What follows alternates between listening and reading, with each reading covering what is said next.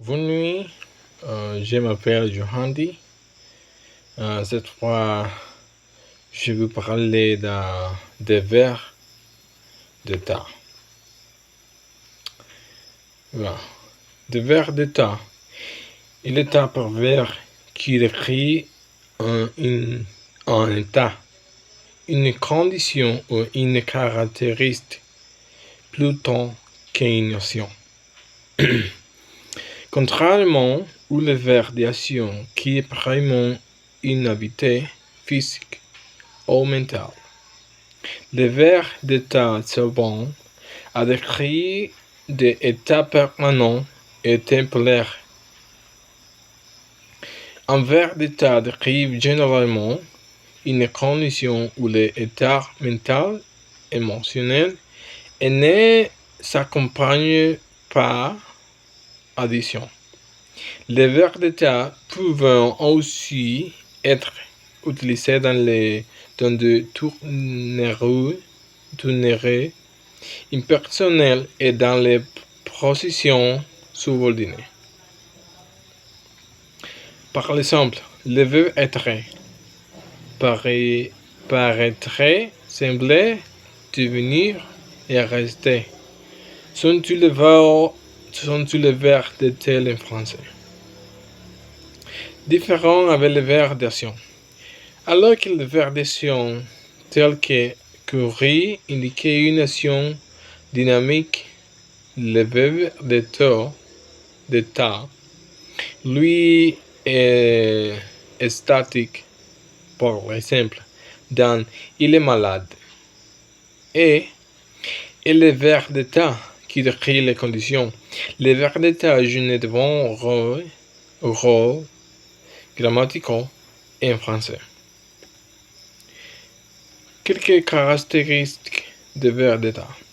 Ils ne peuvent pas être conjugués et le présent continu, je suis, ou à futur continu, je serai. Ils ne sont pas utilisés avec un complément de je direct, je suis français. Il est vraiment une situation en l'été qui est stable ou permanente. Utilisation de verbes d'état. Maintenant, de vers sur comment reconnaître un verbe d'état, voyons comment elle est utilisée correctement dans les phrases. Le verbe être. Il est utilisé pour exprimer l'existence, l'identité de la nationalité.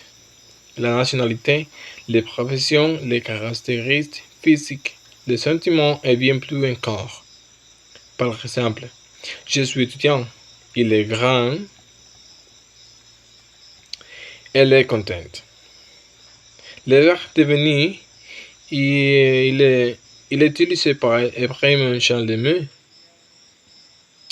d'état ou les conditions ou encore pour indiquer la transformation de l'évolution et permet d'écrire le passage d'un état d'un état initial et un état final. Voici quelques exemples pour illustrer son utilisation. Je deviens étudiant, il devient grand, le chenille devient papillon, il est devenu médecin. Il est important de noter